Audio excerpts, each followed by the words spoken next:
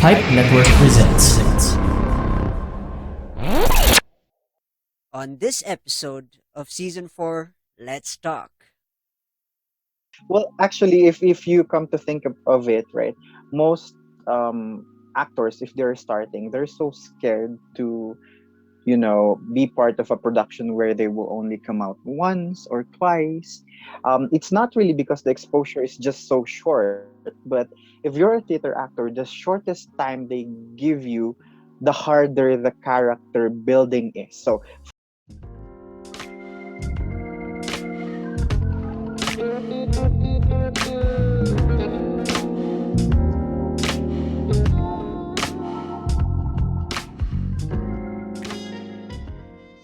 Hey folks, welcome back to the Rajiv show. And wow, it has been an amazing journey. I just want to say I'm excited to have my guest today. My guest, a little bit of backstory on my guest. My guest, I met him in the start of the year, and it was an amazing experience working with him, which we're going to talk about here. We acted on a movie called 10,000 Errors, which was directed and produced by Jill and Hanjong, who will also be part of the Rajiv show in the coming months. And I acted alongside Mr. Satan himself in the characters. There's no spoilers anyway. So I don't know how to introduce my guest now, Mr. Satan, or let me introduce Butt Qasim Khalid. How are you doing, pal? Hey, pal, how you doing? Hi. Well, first of all, thank you so much for inviting me to the Rajiv show. I'm very excited to be part of this, and I'm doing well, doing well, so well. Yeah. So, before we start, as always, I always ask my guests, could you give a little bit of background Hmm. for my listeners, of course? Could you give a little bit of background about Yeah. yourself?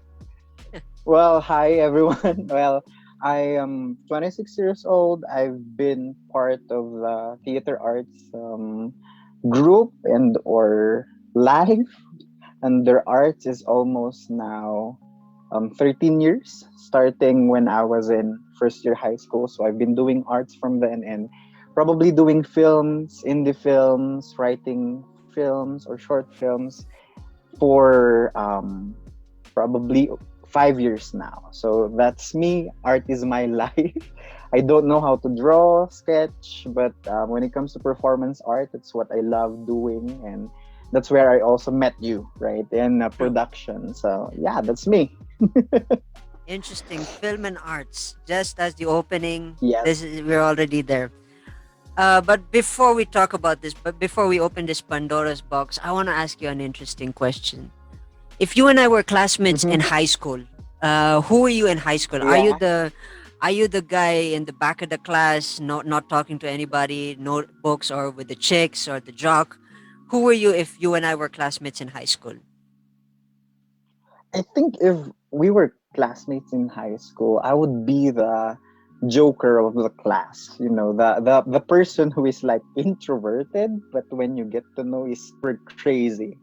You know, a person who's really quiet at first meetups, but when you get to know him better and he becomes very familiar with everyone, he gets to be the joker of the class. So Interesting. I'm that person. Interesting. You went straight into the question which I usually make a joke of is either introvert, extrovert, or inverted. But yeah, introverted. Introvertedness. That's really fascinating. I love it. I love it. And then of course I really wanna I love storytelling here in my show. I really love to build into a good Hmm. story. You mentioned Yeah, film and arts. I'm sure correct. to all of us, to some of us as an artist, there is this particular moment, this grace point where we were inspired by something, and then with Hmm. that inspiration, it said, yes, that would be like the rest of my life kind of situation. What is your most Hmm. um, what is your most interesting grace point where you said, "Oh, I saw this, and then I want to do this kind of thing." All right. So I think what really inspired me before was those performances in the carnival where you see, weird people who have different body build in body shapes, and or these are it's like the Greatest Showman, if you're familiar with that show, where those who have different Yeah. pigmentation of their skin will be showcased there, and there would be performances, great singers. There's a lot of great Filipino singers. Doble cara, if you're familiar with that, where Filipinos would sing both the girls line and a guy's line on a very famous song where they dress half woman, half man. Those entertainment really is Mm. my inspiration. So watching those carnival performances was my first exposure to this kind of performances. Then, of course, the radio dramas that we have here in the Philippines. So, as I always say, you would know the day, which date of the week it is, just by listening to the contents of the radio, because every day there's a Manic Monday.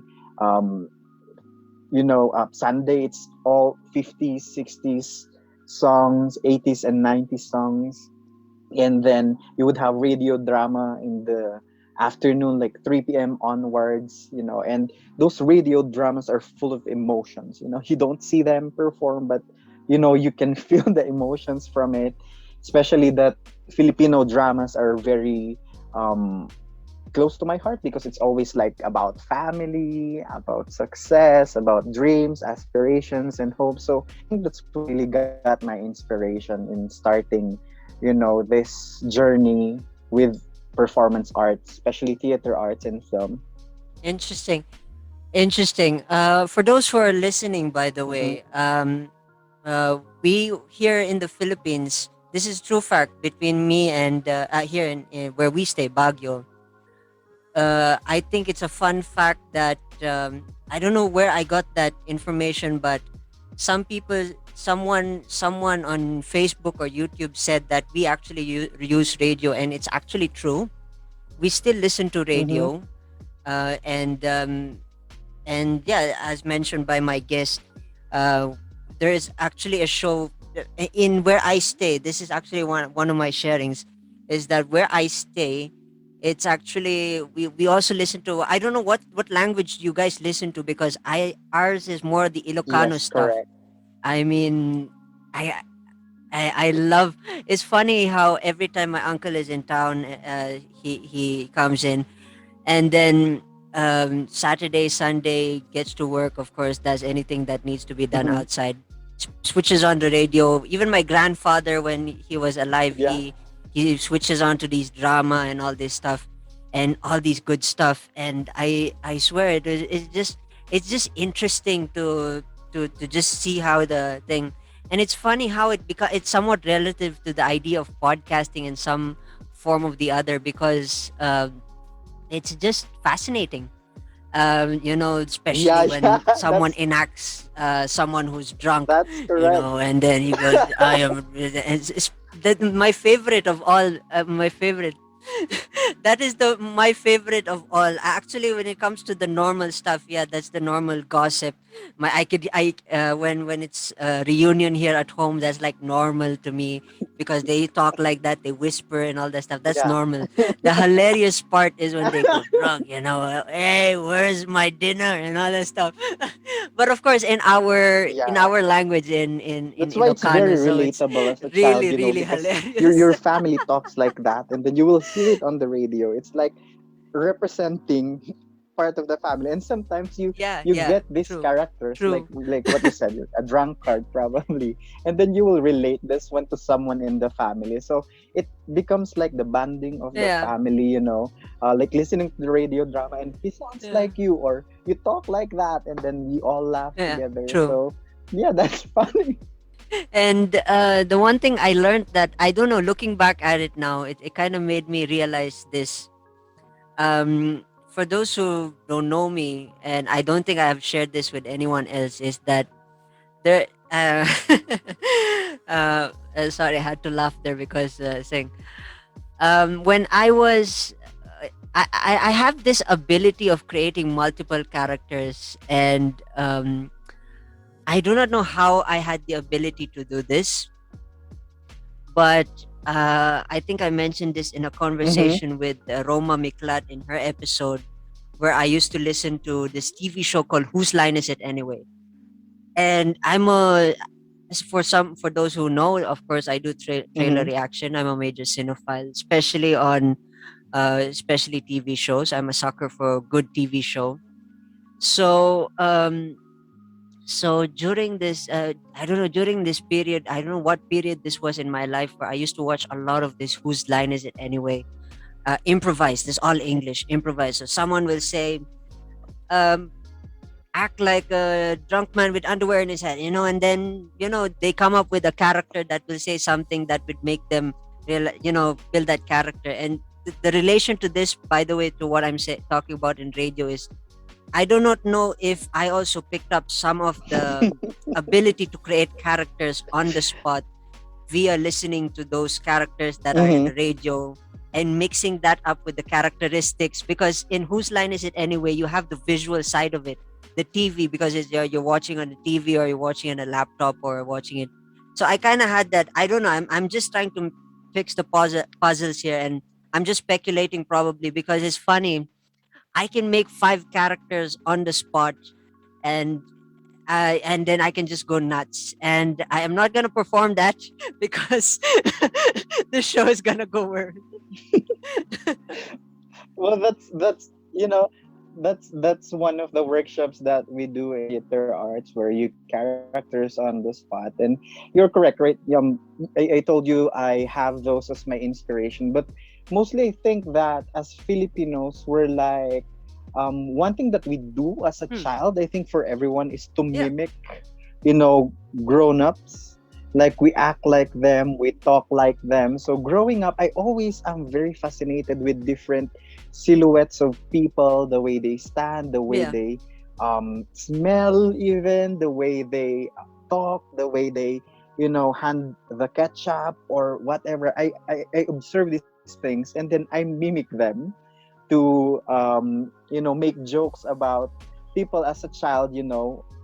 It was not yet Yeah. offensive, to mimic people. Like, it's funny if you're able to mimic somebody before. So I think it all started there too. And then, actually, as growing up and being part of the theater arts productions and or groups, then it becomes easy for you to create character and or imagine a character and put it into life. So I think it started from those radio dramas as well, and the things that I've observed as a child.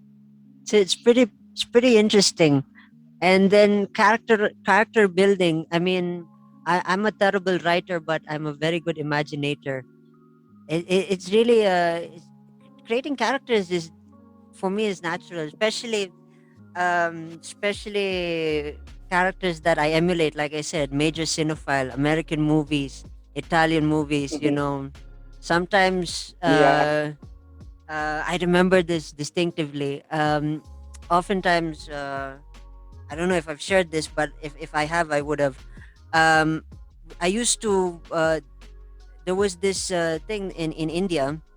We used to have this Mhm. place where we used to borrow DVDs. I think we had that Video One or Blockbuster in America. They call it Blockbuster in America. We had Video One, I think, Mhm. where you go inside the shop is like all of the CDs, all of the latest release, all the cartoons, all they have it all in a section. It's like a comic book area, but only full of movies and stuff. Yeah, for CD. Yeah. Yeah. We have that too. We call it Video City, where you have like Video a City. Yeah, 15 correct. peso, Yeah. yeah, I 15 think it peso was membership video. card. Yes, yes, that one. I think, yeah. I don't know if I said Video One or Video City or saying. So yeah, but that's the same. That's the same one that I meant. So in India, we had the DVD place, and there was a DVD place down the road from where we stayed. So, uh, oftentimes my dad will take all four of us and just look for DVDs to watch for, just for the movies. And then of course my sister will Yeah. want, some of her stuff, and then mom will want. But we are only allowed to borrow one and then rent. It's like we borrow one and then we return that and then we exchange. And it's always annoying when For another one. saying, it's annoying when it is me who does the bidding, because once I caught hold of the series where I was strolling around the one aisle where they had like the series of James Bonds, you know. Mm-hmm. They had the series of James Bonds, from Sean Connery till, I think, at that time, Casino Royale was the thing, or it was probably Brosnan's time. So of course Mm-hmm. I wanted James Bond. Big I'm a big James Bond fan. So the moment I borrowed the first James Bond, and then someone told me to go get another movie, and then they know that I would come back with another James Bond. It's the next thing, you know. Yeah, yeah. It's funny, but it's not in order. But somehow I kind of like, man, it's always annoying when I do it. So, but still, consistently did it for the past few thing, and it was really hilarious. Well, you know what? Funny thing is, we also have that in the Philippines, and sometimes they would only have like 2 to 3 copies of each, DVD CDs, right? Yeah, So yeah. sometimes you watch season one of something, or CD one of something, or probably the first, what do you call this? The first movie, and then you Mm. come back to exchange it for the second movie, and it's not there, so you have to Yeah. wait until it was returned, and sometimes you go there morning, lunch, and afternoon just to check if it's already returned so you can borrow it. We Yeah, also have true. that here. True. I agree. It's like So you really sometimes you want to watch catch up, movies, yeah. You want to catch up with yeah, the series. on It's different like levels. that was. I think internet at that time was still baby. It was in its infancy. So, thing the Yeah, I video think stores were. internet before is just for Wikipedia here. Yeah. But yeah, looking back at those memories, kind of, yeah, brought me back, because the funny thing is, I want to relate this to the next thing. I'm gonna take myself to high school, and I remember our uniform back then. This is connected to, of course, the James Bond stuff, the James Bond. This is the funny part. The funny part about this is, we had three uniforms on, in within the 5 weeks. We had white on Mondays, Tuesdays, Wednesdays, and Thursdays were, we had the regular uniform, and then we have our house colors. Mhm, So, in the funny part about all of that was when we were when we are in the suit and ties, especially, I often like have that James Bond feeling. Like sometimes I feel like, I do not know why I have that. Like when you stand up, I'm sure you've seen those mannerisms in England or in America when they meet, in movies. When they stand up, or when they sit down, they pull their pants up and then stuff like that. Like when Leonardo DiCaprio or any of these guys, they sit down, and before they sit down, mhm, they pull up their pants. I somehow had that, like, I didn't even know that I was doing that. Like when I sit down, I have that one finger pulling mhm. out the blazer and all, flapping it around like as though I'm James Bond. Especially on Mondays because I have the tie. It kind of took me back. So I was like wondering, oh man, I did not know that this was really really interesting. And then yeah, it was really fun for some time when I found out, oh, I can create characters like this. And it's an interesting Mhm. feeling of everything, watching a movie. Suddenly, out of the blue, uh, I somehow come up with an accent out of the blue. Um, Recently, also, this is also correlated to James Bond, but in England, I've been watching Peaky Blinders. Have you seen Peaky Blinders? I've seen a lot of reviews about it, but I haven't It, started watching it yet. I'm not gonna spoil it for you because it is the best of the best. But Peaky Blinders, Brummy, the origins of the characters are from Birmingham, England. So the accent, Oh, I think, is Brummy. So the yeah. British is very low and very saying, and sometimes it sometimes it comes out of me, especially Mhm. especially when I'm talking to myself, be like, whoa, whoa, whoa, whoa, wait a minute, why am I talking in a Brummy accent all of a sudden? You're kind of It- adopting it's what fun. you're watching. Yeah. No, but this is the funny thing is though, it's in my head, it's like be thinking around, what if you taught I don't know what accent this is. I'm not insulting any accent, but sometimes it's like, Mm-hmm. what do you think about what do you think about having a little bit of lunch now? Something like that will come out of my head. It's kind of weird, it's kind of creepy. So I imagine that. Hearing those kinds of words from me is like, whoa, whoa, whoa, where's this coming from? Well, I remember to, if we see characters like that James Bond, and you dress like him, even us we use blankets and or whatever that we can make do with, so that we Hmm. can just try to mimic those characters. So that's really interesting. High school life is so funny. It's the exploration stage, and a lot of characters. TV is already there when we Yeah. were in high school, and there's already internet, so there are some videos that you can watch, and phones are already there, Nokia phones with screens that are Yeah. big, so you can watch videos on them. So yeah, it's fun times. It's funny how I miss those fun times when it comes to creating. It's just there's something about that. There's a philosophy. I've actually been wanting to ask you from an actor. I do not know if I can consider myself an actor already based on Hmm. the performance that I got even as a small thing. I mean, you're the professional. You've been in the Yeah. business.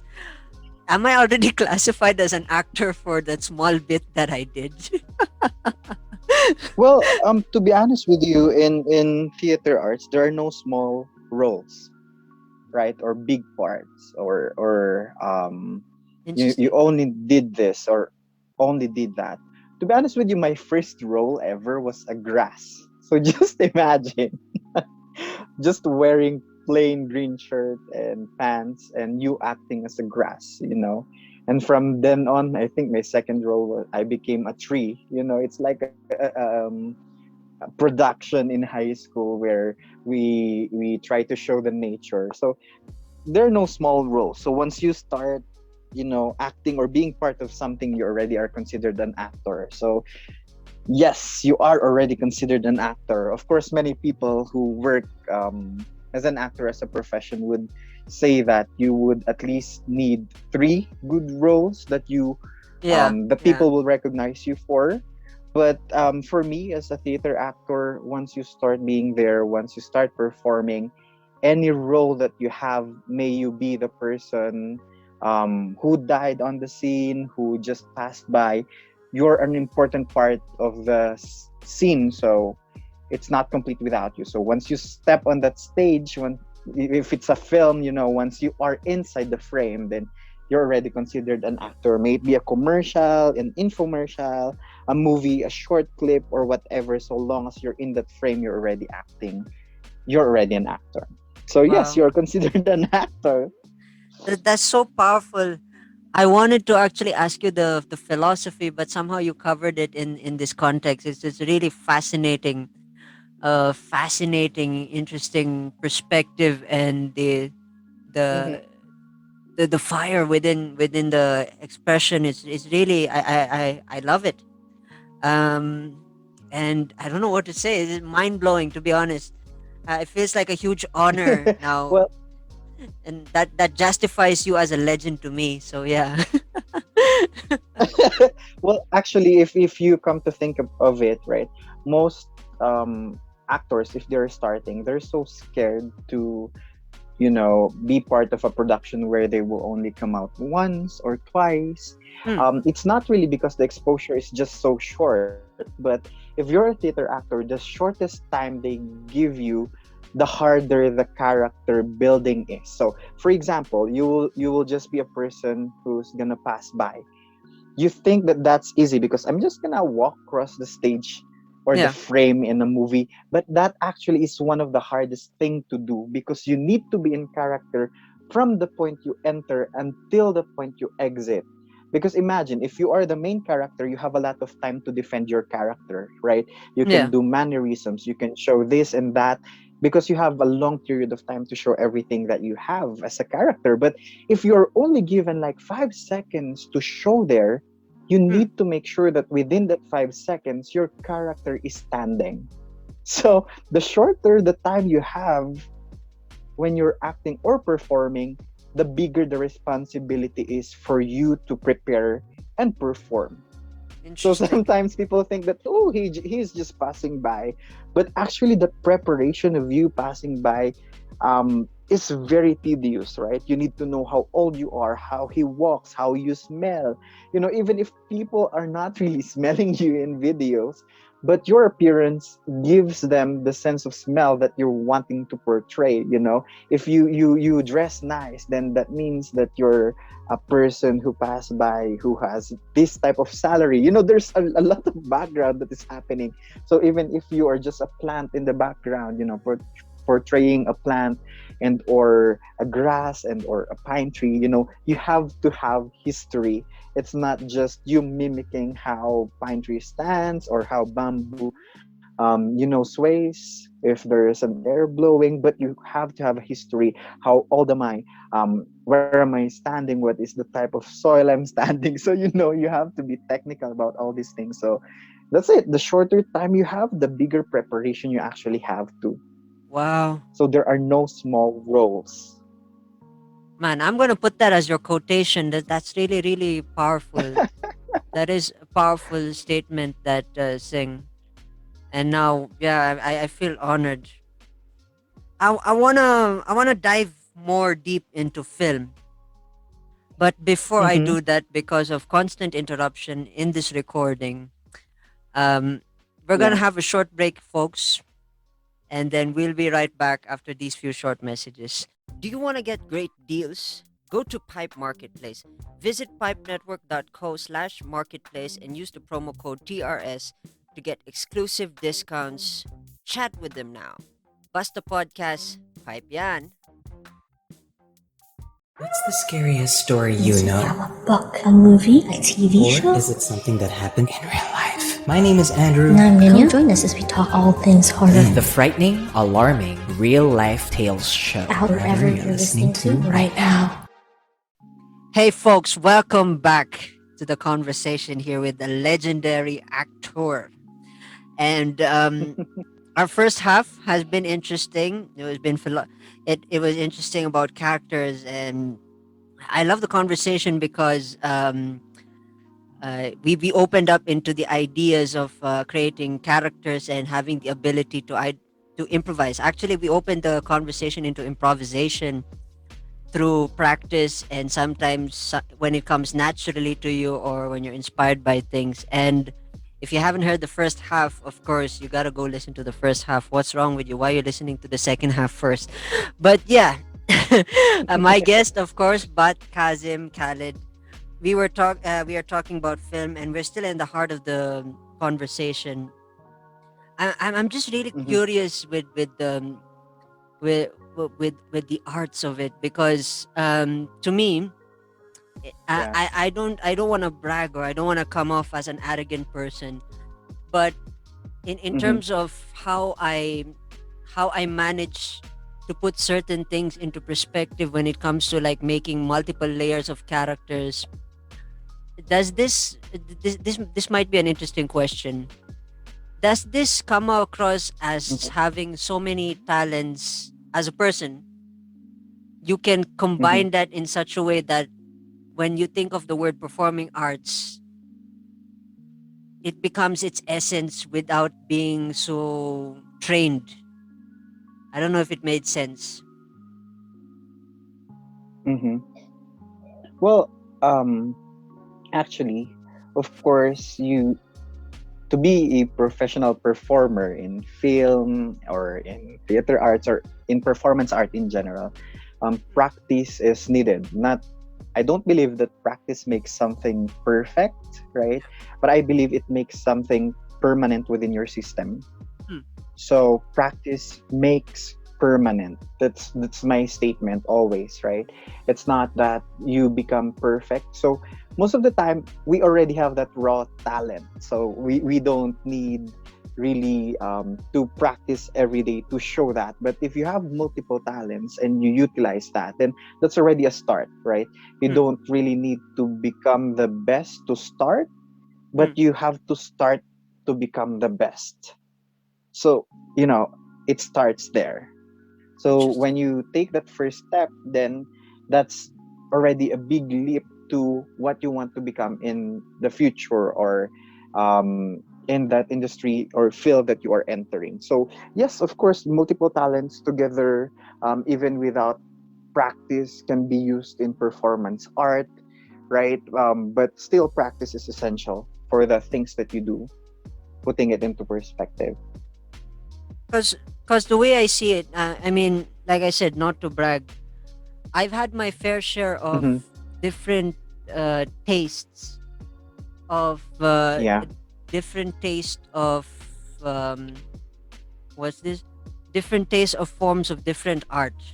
I mean, for those Mm-hmm. who know me, I of course I spent half my life in the comic book world. You know, I've always been delved into that. Yeah.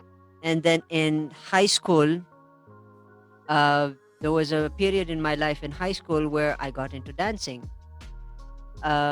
I've never Mm-hmm. tried mime. My sister did try. My sister tried mime, but somehow Mm-hmm. with the arts, drawing, the dancing, and then when I got out of high school, dropped out of high school, and pursued animation, and during, of course, during the break, I also got into music.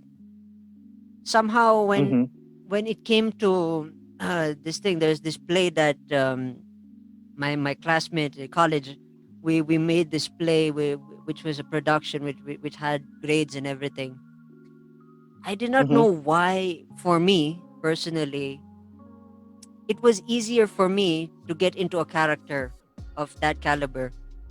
And then, of course, Mm-hmm. with 10,000 errors, even though I didn't do much there, somehow Mm-hmm. I was there in the moment, and somehow I knew. And I do not know I could not really explain. That's why, hence the question, you know, is it Yeah. a combination of all those things that I've been submerging myself into, like arts, physical arts, uh, Mm-hmm. expressional arts like dance, and and all the other forms of arts that I've missed out, musical arts. Is is that Yeah. kind of like a thing? Is because I often wanted to. I've really questioned my thoughts and how it is, and then in connection to that, to the earlier conversation, how is it possible that I can make characters that much? Of course, regardless, even if you take out character, if you take me out of not watching anything or something, I can still make a character on the spot. It really Mm-hmm. baffles me. uh, and makes me a weird cookie sometimes. But yeah. Yeah. Well, you know, to answer that question, it's actually very interesting because that you asked that question, because arts is a collective experience as well. So so long as you do something, you're already telling a story. You know, Yeah. the moment that you wake up in the morning, that's already telling a story. You know, the moment you yawn, that's already the start of your day. So everything that we do in life is actually a collective experience of perspectives, stories, sides, and energy together. So yes, you being able to portray a role very easily is because you carry an emotional baggage from the past that might be related to it. So in theater arts or in performance arts, that's what we call your baggage, right? Yeah. So every time that you do a character and it becomes so easy to you, it's because you have this hugot, as we call in Tagalog, right? Where you can just grab it anytime because that's a baggage that is readily available for you. And Mm, sometimes it's hard for you to portray something because it's very different from your experience. But then you still find a way to relate that to something. So, for example, it's easy for you to portray a role of a lover. It's because you've loved someone in the past. But if you have not loved someone in the past, it's going to be hard for you to portray yourself as a lover. However, you loved something in the past. Like, for example, you love a favorite dress, you have a favorite shoes that you loved so dearly, you can use that baggage to portray a role loving someone, thinking that that someone is your shoes that you loved before. So yes, your experience of having this thing where you can easily portray something or a character, that is because of your collective, experience with different art forms. Because every time you do an art form, you are already telling a story. May it be you singing, because the song, the lyrics, the way you sing it already tells a story. Dancing in itself is a form of storytelling. So it's not always the use of words that gives out the story. Most of the time, it is the action, the mannerism, and the way we do it too. So you're correct, right? Sometimes it's very easy for some people. That's because of their collective experience. That really blew my mind. I mean, at least now I know a little bit more about myself through the things that I do. Because that's the Mm-hmm. one question that I've often wondered. It's like, you know, in my experience of acting is that um I don't go into the trance and all that method acting. I've only read those things, and I heard that some of it is detrimental to health, especially with the method acting, Uh-huh. and Yeah. yeah, the method acting, and that's the only thing that I know that had acting in it.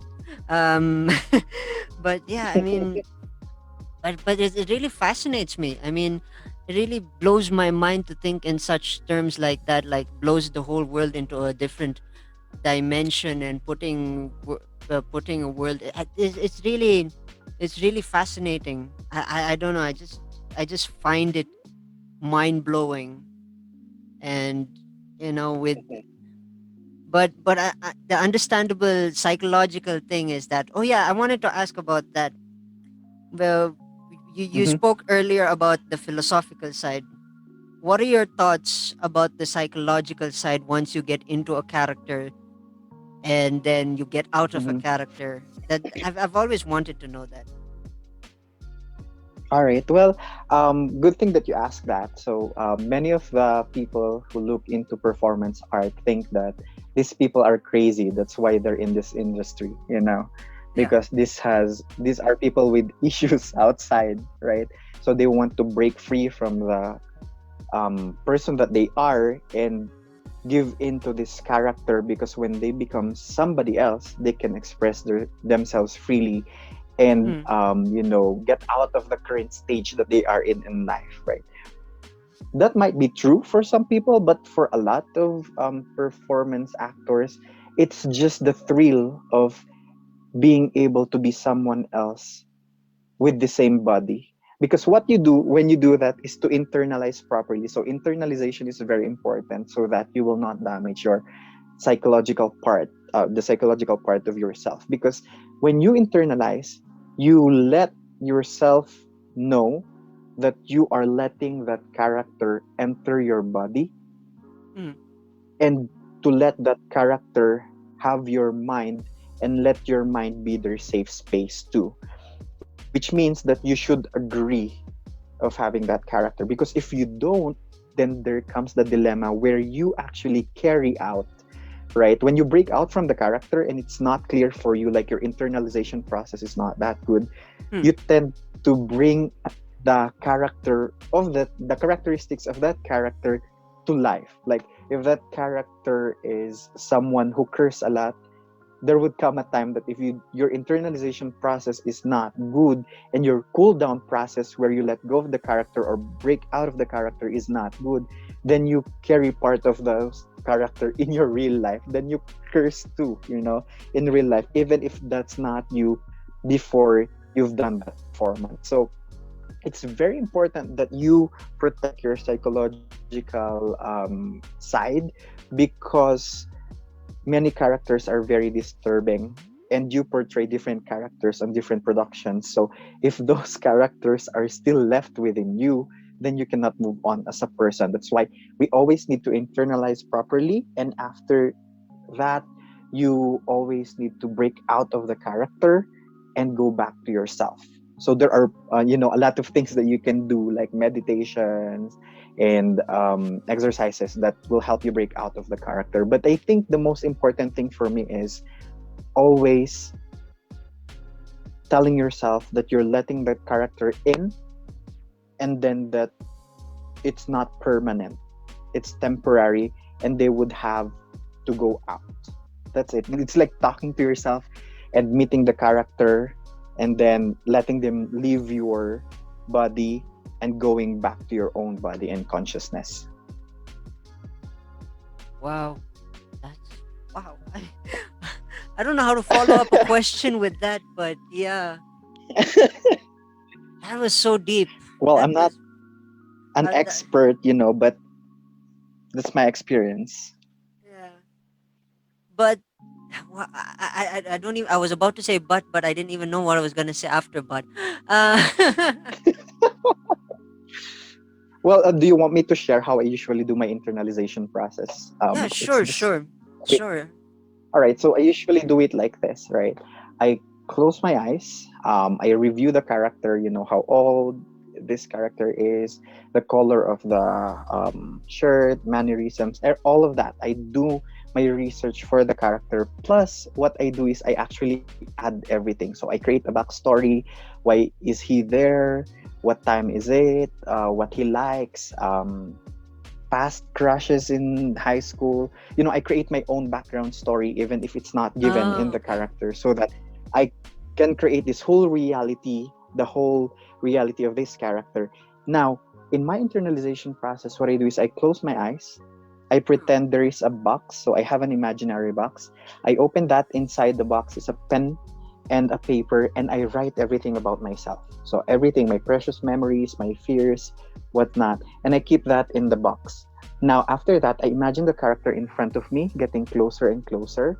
We hug each other, we become one, and now the character is using my body. That is like my way of letting the character inside my consciousness and my body, and allowing him to use it for the purpose of whatever, like the performance, the film, or whatnot. Then after that, when I break out of the character, I imagine that box being present again. I let out the character. I let him or her step out of my body and consciousness. I get that piece of paper inside the box. I read it all over again. It's like letting the consciousness and the memories back to myself, so that I do not lose myself in the process. That's how I do it, just to make sure, that I'm coming back as a whole piece and no character is left within my system. Is it so weird? It is in such a way. It is, but what I've learned in psychology is that sometimes it twists your the challenging part of it is I mean the way you say it makes it so much easier in the context of words. The actionable Mm-hmm. part of it is the most questionable portion of the imagination, I guess, for me. I don't know, Yeah, because that is where the correct. work is. That's where the work is, and it blows my mind. I mean, Mm-hmm. I hope those who are tuning in, you picked up a lot here, because for me, I don't even have questions. I wish I could open up a question booth here because because this is really something else. I mean, mind blowing, Mm-hmm. and um, it's just fascinating to have a conversation with an actor. And I don't know why I keep saying actor. It's really fascinating. It's beautiful. I mean, when okay, I gotta ask also. In your mental state Uh-huh. as a character, your mental state as a character, Mm-hmm. do you maintain the do you maintain your character's uh what's this um when you're trying, let's say you have a 2 hour shoot or 3 hour shoot of something, and then you go Mm-hmm. back to your Yeah. trailer, or however the actors do it. Do you still keep that Mm-hmm. character there, like wanting to have a cup of coffee, or you're hungry or having lunch or something? Does he still sit down Yeah. there with you and have the lunch, or say, okay, dude, I'm just gonna go out. I'm just gonna go out, have a smoke. You have your lunch. I'll have a smoke, and then once Mhm. business is back, let's get back to each other. Is it is it like that? What's the ordeal? Okay, okay. So this is one thing that's very funny. So if you are in backstage or the trailer camp, or because we don't use those things, we're Yeah, just a small scale production without yeah. any experience in production in itself, just tried it. As theater actors, what we usually do, it's very funny because when you see us, um when we are already in character and you call us by our names and not the character's name, we will not respond. It's as if we're acting, just acting like you are really the character. So you respond to us as the character, and we'll respond to you as the character. Yeah, it's like that. So it depends on how long the breaks are. Most of the time for performances in films, right, if you're shooting, it's like gonna be like, for our shoot, for example, the breaks would just be like a quick 10-minute break. So most of the time you don't utilize that time to eat or drink coffee that you like personally, Mm, but what you do is you eat or drink whatever the character might eat or drink, based on how you built up that character. So most of the time, you would see these people in films and or in performance, when they're having their break, they're not really breaking out of the character because they would need time again to go back to the character, which might take time and which might be hard. That's why when they're already in character, the crew and or the show must already start and shall finish within that given time frame, because it's also very tiring to give your body and consciousness or mind to the character. So to answer your question, yes, sometimes we do stay within the character, but if it's too dragging, like if it's affecting our physical strength and whatnot, then we let go of the character and make sure that we have enough time to get back to the character. Because if you eat your favorite food, for example, having that character internalized within you, then you're breaking the internalization process that you have. So there would be a lot of internalization process, but with what I do, I cannot do that because I cannot function as myself and the character. I only need one personality within my body and consciousness. So I stay in character if I can, in a short period of time. But if we have like an hour break or so, then I will break out of the character, make sure that I eat or have a rest within the 30 minutes and go back to my character the next 30. That's it. mm. Wow, man, that's wow. I never knew this conversation would lead up to the depth of understanding, but this is really a nice world to be in for minds like Mm-hmm. mine, because this is really fascinating to me. I mean, this has always been a fascinating. I've never really experienced the professional side of it. For me, it was just like easy. It's like wearing my favorite pair of shirt and then just going out and just doing whoever needs to be done as a character. That's how I live Mm-hmm. mostly. Like, I mean, but this is something else. This is like I never knew it had that very in-depth philosophical edge to it, a very philosophical bite to it, which is really fascinating.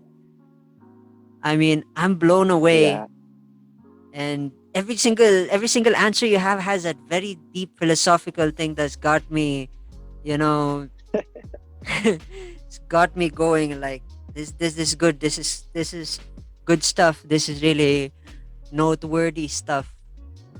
Of course, I really am out of questions. Um, Mm-hmm. but the last question that I have to ask is, of course, for my listeners who would love to connect with you and learn, probably have a masterclass with you. Or Mm-hmm. speaking of which, I'm looking to hopefully see if I can open up some. I've always wanted to open up in my show some few masterclass and all that stuff. Let's see how we can make that happen. That's just up in Yeah, the yeah. air. Of course, Well, I'm excited to do that, of course, to share. yeah. Uh, I wanna of course for my listeners and they wanna connect with you via Hmm. social media. How would they connect with you via Yeah. social media, pal? Well, I have Facebook. That's the main platform I use. So my name is just the same, Butt Qasim Khalid, and you can see their pictures of my performances as my background photo, and yeah, you can find me there. I do have like Instagram and Twitter, but I'm not active there. So Facebook really is the way to find me. Awesome, awesome. I wanna say thank you for the conversation. Finally, at least in this Mhm. conversation, we got folks. Like I said, we got interrupted 3 or 4 times. So good luck to the editor, Mr. Editor. I know he's gonna have a very, very, very tough time, but yeah, he'll be fine. He'll be fine. He'll just have a cup of coffee or hot dog or something. I don't know. He'll be fine. So yeah, with that in mind, I want to thank my guest for being a part of the show, and hopefully, in the coming seasons to come, you come back and let's have some more in depth to do with self help as well in terms of acting as well. That'd be interesting. We'd be Mhm. opening an interesting box. I want to say thank you for being a part of my show, pal. Well, thank you very much for inviting me. I'm not sure if what I shared would be very helpful for other people in understanding the craft of acting and performing. I cannot yet call myself really as an artist, to be honest, but I'm working on that, right? I'm doing my best to showcase the talents that I have because I wanted to share too. So sometimes I also do workshops and share everything that I have in my knowledge. So thank you very much for inviting me. It's really an honor to be part of the Rajiv show. The honor is mine, pal. And for those who are tuning, cheers, folks, and I will see you in the next episode.